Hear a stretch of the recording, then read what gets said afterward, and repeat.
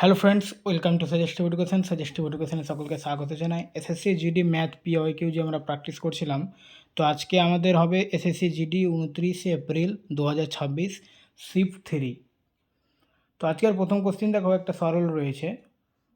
তো এখানে দেখো, আমরা প্রথমে যদি লিখে দিই 61 প্লাস 45 মাইনাস 32, এটা ক্যালকুলেশন করে নাও।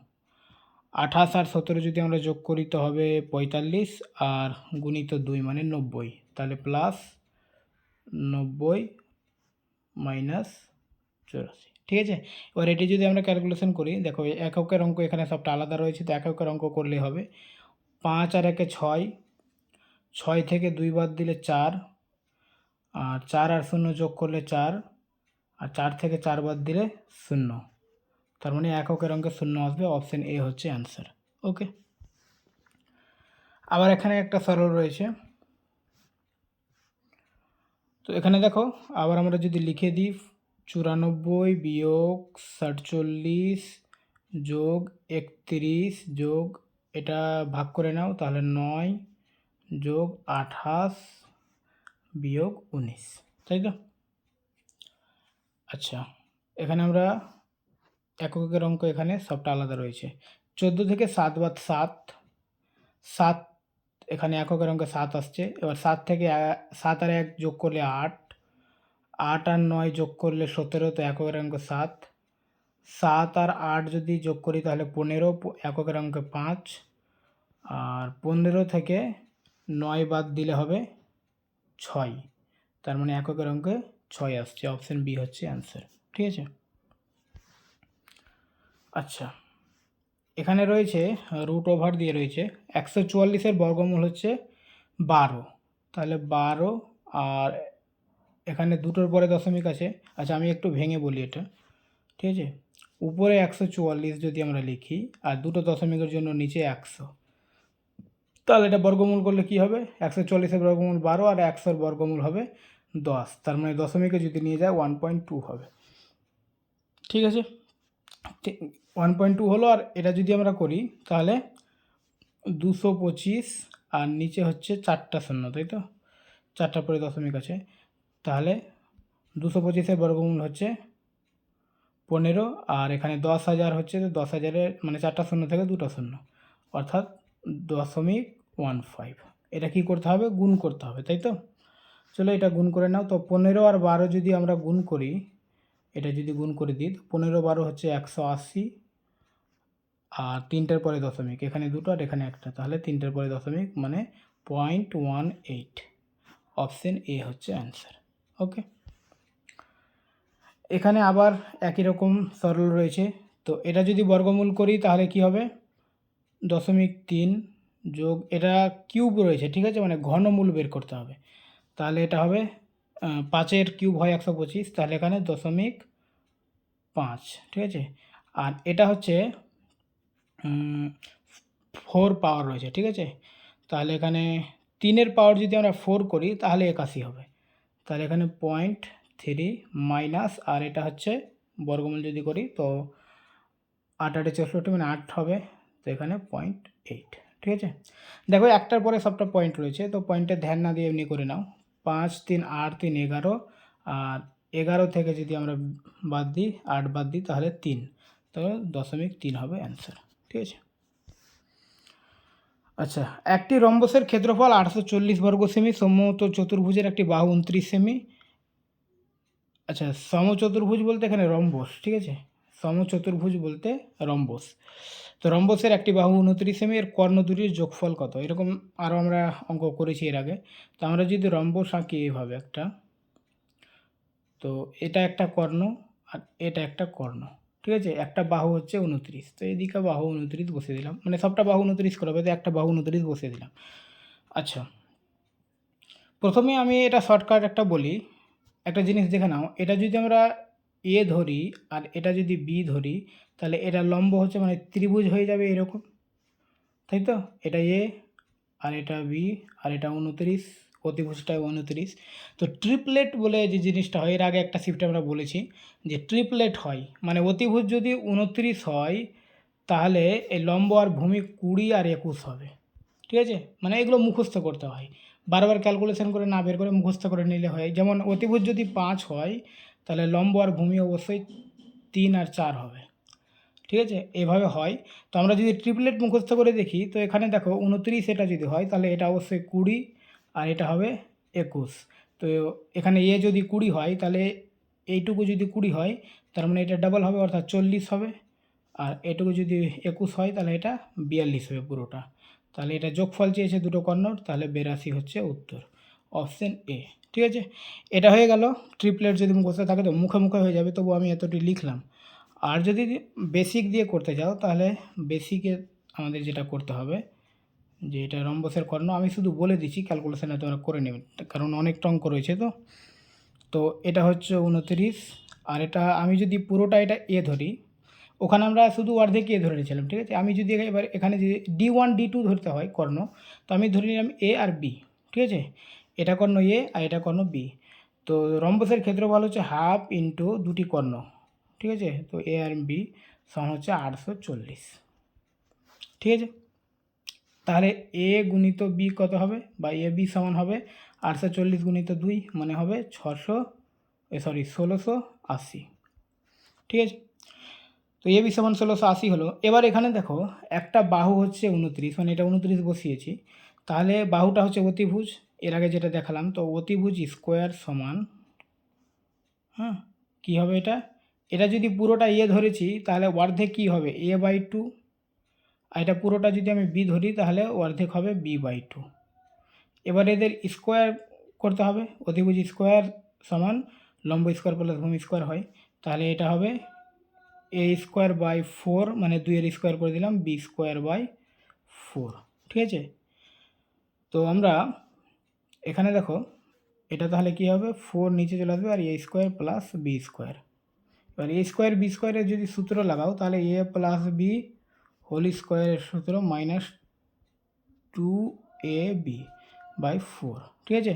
এবার এখান থেকে এ প্লাস বিটা আমাদের বের করতে হবে, যেহেতু দুটি কর্ণ যোগফল চেয়েছে, আর 2AB, এবির মান তো এখানে 1680 পেয়েছি, তাহলে এখানে 3360 হয়ে যাবে, ঠিক আছে। আর 29-এর স্কোয়ার বের করতে হবে, এখান থেকে ক্যালকুলেশন করে এ প্লাস বি এর মানটা বেরিয়ে যাবে। আর যেটা বললাম যে ট্রিপলেট মুখস্থ করে হবে 82, ঠিক আছে। এবার একটি সামুদ্রিকের ভূমি 12 সেমি, উচ্চতা 7 সেমি, তাহলে ক্ষেত্রফল 7×12 = 84 সেমি, গুণ করে দিতে হবে, বস হয়ে যাবে। 3-5, 4-15, 8-25 লঘিষ্ঠ সাধারণ গুণিতক কত? আচ্ছা, লসাগু বের করতে বলেছে, ভগ্নাংশের লসাগু মানে উপরেরগুলো লসাগু, নিচেরটা গসাগু। তো উপরে কি আছে, 3 আছে, 4 আছে আর 8 আছে, এদের লসাগু কত হবে, 3 আর 4 8, 24 হবে। তো এখানে সি আর ডি হবে না, ঠিক আছে, 24 লসাগু। আর নিচেরগুলো গসাগু, তাহলে 5, 15 আর 25, 5, 15, 25-এর যদি আমরা গসাগু বের করতে বলি তো 5 হবে, তার মানে অপশন বি হচ্ছে অ্যান্সার। দুটি সংখ্যার অনুপাত 3:5 এবং তাদের লঘিষ্ঠ সাধারণ গুণিতক 120, সংখ্যা দুটির যোগফল কত? তো সংখ্যা দুটির যোগফল মানে অনুপাতের যোগফল বের করে নাও 8, উত্তর অবশ্যই 8-এর গুণিতক হবে। 8 দিয়ে কোনটা ভাগ, যে 8 8 64, 8 9 72, এই দুটো হবে না, 64 বা 72 হতে পারে, তাহলে এটা কাজে লাগছে না, ওটা দুটো অপশন হয়ে যাচ্ছে। তাহলে এটা আমাদের কীভাবে বের করবো, 120 আর অনুপাতে এখানে গুণ বের করবো, এক্স ধরে করতে হয়, এক্স ধরছি না, আমি ডাইরেক্ট করে দিচ্ছি। তো 3 5 15, 8 15 120, তার মানে 8 বেরোলো। এবার এই 8কে অনুপাতগুলো দিয়ে গুণ করে দাও, তাহলে সংখ্যা বেড়ে যাবে, 3 8 24 আর 5 8 40, ঠিক আছে। দুটো সংখ্যা পেয়ে গেলাম, দুটো সংখ্যার যোগফল চেয়েছে, তাহলে দুটো সংখ্যার যোগফল হচ্ছে 64, অপশন এ হচ্ছে অ্যান্সার। 4500 এর, আচ্ছা এখানে এর দিয়ে রয়েছে, পড়া দরকার নেই, ফটাফট বসিয়ে নাও, গুণ দিয়ে বসিয়ে নাও, এর মানে হচ্ছে গুণ, তাই তো, গুণ দিয়ে বসিয়ে নাও। 20% মানে 20/100, আর 30% মানে 30/100। চলো ক্যালকুলেশন করো, এখানে দুটো শূন্য, এখানে দুটো শূন্য কেটে দাও, এই 100, এখানে দুটো শূন্য কেটে দাও, 5 দিয়ে কাটলে 5 9 45, তাহলে গুণ করলে 3 2 6, 6 2 12, 9 12 108, অপশন বি হচ্ছে অ্যান্সার, ঠিক আছে। তারপরে যদি এ সমান 2x, বি সমান 5x, আচ্ছা এক্সগুলো বাদ দিয়ে দাও, আমি ধরলাম যে এ সমান 2 আর বি সমান হচ্ছে 5, তো বি এর কত শতাংশ, মানে বি অর্থাৎ 5 2 এর কত শতাংশ, তো কত শতাংশ, 5 2 এর, তো 2 এর 5টা, এটা কত শতাংশ, তাই তো। 100 দিয়ে যদি আমরা গুণ করি তাহলে কত হবে, 50 সমান হচ্ছে 250, এমনি মুখে মুখেও করতে পারতে। 2-এর যদি আমরা 100% করে দিই তো ডাবল হয়ে যাবে, মানে 4 হয়ে যাবে, তাই তো? তাহলে এখানে 250% হবে অ্যান্সার। এক ব্যক্তি একটি বস্তু 10% লাভে বিক্রি করে, ক্রয় মূল্য এবং বিক্রয় মূল্য উভয় যদি 20% হ্রাস করা হয় তবে নতুন লাভের শতাংশ কত? কি বলছে, একটা বস্তু 10% লাভে বিক্রি করে, মানে 100 টাকা যদি বস্তুর দাম হয় তাহলে 110 টাকায় বিক্রি করে। এবার দাম দুটোরই কমিয়ে দিচ্ছে 20% করে। 100 যদি 20% কমিয়ে দাও তাহলে এটা হবে 80, আর 110-এর যদি 20% কমাও তাহলে কত হবে? 110-এর 20% যদি কমিয়ে দাও মানে 22, তো মানে 22 কমিয়ে দিলে 88, ঠিক আছে? তাহলে এবার নতুন কীভাবে বিক্রি করছে? 80 টাকায় ক্রয় মূল্য, 8 টাকা 88 টাকা বিক্রয় মূল্য, তাহলে লাভ কত টাকা? 8 টাকা। তো শতাংশ কত? তার মানে 80 টাকায় লাভ হয় 8 টাকা, 100 টাকায় লাভ কত? 8 8 কেটে দাও, 0 0 কেটে দাও, 10% লাভ। ওকে, 20টি বস্তুর ক্রয় মূল্য 260 টাকা, 25টি বস্তুর বিক্রয় মূল্য 260 টাকা। আচ্ছা দেখো, 260 টাকায় 20টা বস্তু কিনছে আর 25টা বস্তু বিক্রি করছে, তার মানে কি ক্ষতি করছে না লাভ করছে? ক্ষতি করছে। 20টা পাচ্ছে ও কিনে আর 25টা লোককে দিচ্ছে বিক্রি করছে, তখন তো 5টা তো এমনিতেই ক্ষতি হচ্ছে, তাহলে লাভের অপশানগুলো বাদ, ক্ষতি হবে। এর কতটা ক্ষতি হচ্ছে দেখো, 25টা বস্তুতে 5টা বস্তু ওর ক্ষতি, তাই তো? তাই 100টা বস্তুতে কত? 5 5 25, 5 20, 100, অপশান এ, ঠিক আছে? 25টা বস্তু যখন বিক্রি করছে তখন ওই 25টার মধ্যে কিন্তু 5টা ওর ক্ষতি হচ্ছে, তাই তো? কারণ 20টা পেয়েছিল, ও 25টা দিচ্ছে, তো 25টার মধ্যে 5টা ক্ষতি, 100টাতে 20টা ক্ষতি। অপশান এ হচ্ছে অ্যান্সার। এ বি সি একা একা কাজ করে একটি কাজ যথাক্রমে 10, 15 এবং 30 দিনে শেষ করতে পারে। এ বি এবং সি একত্রে মিলে কাজটির 30% কত দিনে শেষ করবে? আচ্ছা দেখো, এ করে 10 দিনে, বি করে 15 দিনে, আর সি করে 30 দিনে। লসাগু হবে 30, মানে মোট কাজ হচ্ছে 30। এদের ক্ষমতা বের করে নাও, 3, 30কে 15 দিয়ে ভাগ করলে 2, আর এটা হচ্ছে 1, ঠিক আছে? তো তাহলে ওদের একসঙ্গে ক্ষমতা কত? 3 2 5 1 6, মানে ওরা একসঙ্গে একদিনে 6টা কাজ করতে পারবে, কিন্তু ওদের সবটা কাজ করার দরকার নেই। কাজ হচ্ছে তাদের 30% কাজ করতে হবে, তো 30-এর 30% মানে কি? 30-এর 30% মানে হচ্ছে টোটাল 9টা কাজ। তো ওরা একদিনে যদি 6টা কাজ করে তো 9টা কাজ করতে কত দিন লাগবে? তো 9কে 6 দিয়ে ভাগ করো, তো কত হবে? 3-এর 2, 3 দিয়ে ভাগ করে দিলে, তাহলে অপশান এ হচ্ছে অ্যান্সার, ঠিক আছে? 3 দিয়ে কাটলাম এটা, ঠিক আছে? 3 3 9, 3 দিয়ে 6, তাহলে অপশান এ হচ্ছে অ্যান্সার, 3-এর 2। 10 জন মহিলা মোট কাজের অর্ধেক অংশ 20 দিনে করতে পারে, অবশিষ্ট 4 দিনে শেষ করার জন্য আরও কতজন মহিলার প্রয়োজন হবে? দেখো এখানে অর্ধেক অংশ এটাতে গুলাবে না, ধরে নাও যে এক অংশ, একটা কাজ 10 জন মহিলা 20 দিনে করতে পারে, 4 দিনে করতে হবে, কতজন মহিলা লাগবে? তো 20 দিনে কাজ করে 10 জন মহিলা, 4 দিনে কাজ করলে কতজন লাগবে, তাই তো? তো 10 গুণিত, আচ্ছা দেখো 20 দিন, যখন 20 দিনে কাজ করছে তখন 10 জন মহিলা লাগছে, এবার 4 দিনে মানে কম টাইমে কাজ করবে, তো বেশি জনকে লাগবে। তো বেশি জনকে যখন লাগবে তো এর মধ্যে বেশিটা উপরে আর কমটা নিচে, এটাই মানে সমানুপাতিক ব্যস্তানুপাতিক, ওটা বললাম না। বেশি জন লাগলে বেশি দেওয়া উপরে আর কমটা নিচে, ঠিক আছে? যদি কম জন লাগতো তো কমটা উপরে আর বেশিটা নিচে হতো। ওকে, বুঝতে পারছো তো? এইটুকু বুঝতে পারলে হয়ে যাবে, মানে 20 দিনে কাজ করছে তো 10 জন লাগছে, 4 দিনে কাজ করবে মানে খুব তাড়াতাড়ি কাজ করবে, তো লোক বাড়াতে হবে, মানে বেশি লোক লাগবে, ঠিক আছে? এবার ক্যালকুলেশন করো, 4 5 20, তাহলে 50। অপশান বি এ কিন্তু 50 আছে, এটা উত্তর না কিন্তু, ঠিক আছে? এখানে বলেছে আরও কতজন মহিলার প্রয়োজন হবে। আগে কতজন ছিল? 10 জন ছিল, আর এখন লাগবে 50 জন, তার মানে আর 40 জন বাড়াতে হবে, তাই তো? অপশান সি হচ্ছে অ্যান্সার, ঠিক আছে? একটি ছেলে 54 কিমি/ঘন্টা বেগে দৌড়ায়, সে একটি সেতুকে 6 মিনিটে পার করে, সেতুটির দৈর্ঘ্য মিটারে কত? আচ্ছা, 60 মিনিটে যায় 54 কিমি, তাই তো? 60 মিনিটে 54 কিমি যাচ্ছে, তো 6 মিনিটে কত যাবে? ওকে, তো আমরা যদি এটা ক্যালকুলেশন করি তো 6/60 10 সমান 5.4, মানে 54কে 10 দিয়ে ভাগ করে দিলে 5.4, ঠিক আছে? এবার সেতুটির দৈর্ঘ্য মিটারে চেয়েছে আমাদের, অ্যান্সার এমনিতে 5.4 মানে 54 অ্যান্সার হবে। এবার যেহেতু এটা কিমিতে বেরিয়েছে, আমরা যেহেতু কিমি কিমি হিসাব করেছি, তাহলে এটাকে মিটার করার জন্য 1000 দিয়ে গুণ করতে হবে, ঠিক আছে? তো 1000 দিয়ে যদি গুণ করি তো 5 4, আচ্ছা এটা দশমিক একটার পরে আছে তো একটা শূন্য এখানে এমনি শেষ হয়ে যাবে, আর দুটো শূন্য বলবে, 5400। অপশান বি হচ্ছে অ্যান্সার, ওকে। একটি ট্রেনের গতিবেগ 90 কিমি পার ঘন্টা। এই ট্রেনটি একটি প্ল্যাটফর্মকে 54 সেকেন্ডে পার করে। প্ল্যাটফর্মের দৈর্ঘ্য যদি ট্রেনের দৈর্ঘ্যের দ্বিগুণ হয় তবে ট্রেনটির দৈর্ঘ্য কত মিটার? আচ্ছা দেখো, এখানে বলছে যে 90 কিমি পার ঘন্টা, হ্যাঁ, এটাকে আমরা 5/18 দিয়ে মিটার পার সেকেন্ডে নিয়ে আসতে পারি, বা 3600 সেকেন্ডে এতটি যায়, এভাবে করতে পারি। তো এটাই করি আমরা, যে 90কে 5/18 দিয়ে যদি গুণ করি তো স্পিডটা হয়ে যাবে মিটার পার সেকেন্ডে। ঠিক আছে, তাহলে 5×18 = 90, 5×5 = 25। তার মানে স্পিড হয়ে গেল কি ওর 25 মিটার পার সেকেন্ড, মানে 1 সেকেন্ডে যায় 25 মিটার। আচ্ছা, 1 সেকেন্ডে যদি 25 মিটার যায় তাহলে 54 সেকেন্ডে কত যাবে? তো আমরা 25কে 54 দিয়ে গুণ করে নেব।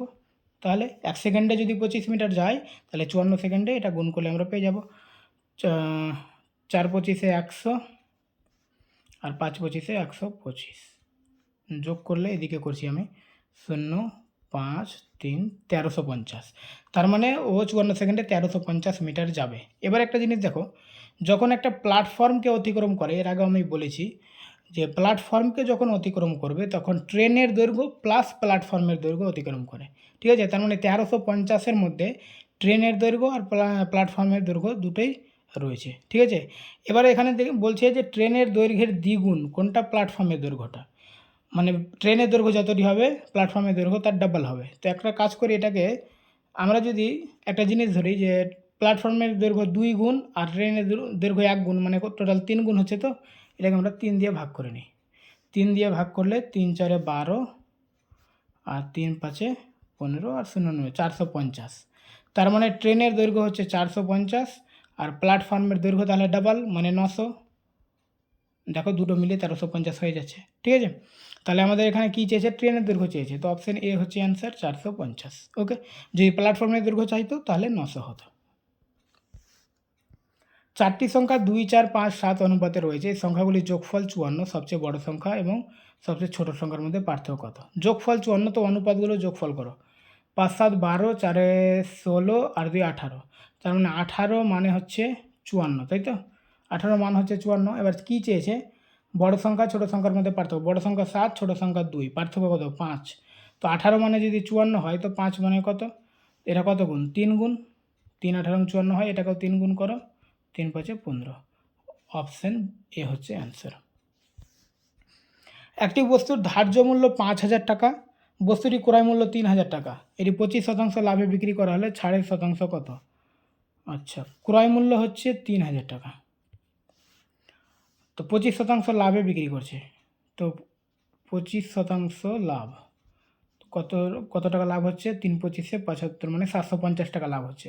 3,000 টাকা কেনা দাম আর 750 টাকা লাভ, মানে বিক্রি করছে 3750 টাকায়, তাই তো? কিন্তু ওর প্যাকেটের গায়ে অর্থাৎ ধার্য মূল্য লেখা আছে 5,000 টাকা। ঠিক আছে, তো 5,000 টাকা লেখা রয়েছে আর বিক্রি করছে 3750 টাকা। ও জানে যে আমার লাভ হচ্ছে, কিন্তু কাস্টমার তো জানে না যে আমার লাভ হচ্ছে। কাস্টমারকে বলছে আমি তোমাকে ছাড় দিচ্ছি। ঠিক আছে, ছাড় দিয়ে 3750 টাকায় বিক্রি করছি। কত টাকা ছাড় দিচ্ছে? তো 5,000 টাকা যদি 3750-এ যদি বিক্রি করে তাহলে কত টাকা? 1250 টাকা ছাড় দিচ্ছে। তো কত শতাংশ ছাড় দিল? ঠিক আছে, তো এটা কত শতাংশ হবে? ওর 5,000 টাকায় কাস্টমারকে বলছে 5,000 টাকার জিনিসে আমি তোমাকে 1250 টাকা ছাড় দিচ্ছি। তো এটা শতাংশ বের করলে 100 টাকায় কত? তো একটা শূন্য কেটে দাও, এই দুটো শূন্য এখানে কেটে দাও। 5×25 = 125, অর্থাৎ 25% সে ছাড় দিচ্ছে। ওকে, একটি বস্তুর ধার্য মূল্য তার ক্রয় মূল্যের চেয়ে 25% বেশি। সেই বস্তুটির উপর সর্বোচ্চ কত শতাংশ ছাড় দেওয়া যেতে পারে যাতে কোনো ক্ষতি না হয়? তারা আমি ধরে নিলাম যে 100 টাকা সে কিনেছে, আর ধার্য মূল্য কী বলছে? যে ক্রয় মূল্যর চেয়ে 25% বেশি। তার মানে ধার্য মূল্য হচ্ছে 125 টাকা, ক্রয় মূল্য 100 টাকা, তাহলে ধার্য মূল্য 125 টাকা, 25% বেশি। এবার এই জিনিসটাকে দোকানদার শুধু জানে, এটা কাস্টমারকে বলছে যে এটার দাম হচ্ছে 125 টাকা, কাস্টমার ছাড় চাইছে। তো ও কত টাকা ছাড় দিবে যাতে ওর কোনো ক্ষতি না হয়? মানে 100 টাকায় বিক্রি করবে। তো 125 টাকার জিনিস কত টাকা ছাড় দিয়ে 100 টাকায় বিক্রি করা যায়? তো 100 টাকায় যদি ও বিক্রি করতে যায় তো অবশ্যই তাকে 25 টাকা ছাড় দিতে হবে। তো এটা কত পার্সেন্ট, এটা ডাইরেক্ট কিন্তু 25 লিখবে না, এটা উত্তর ভুল হয়ে যাবে। ও কিন্তু এটার উপরে ছাড় দিচ্ছে, ক্রয় মূল্য তো কাস্টমার জানে না।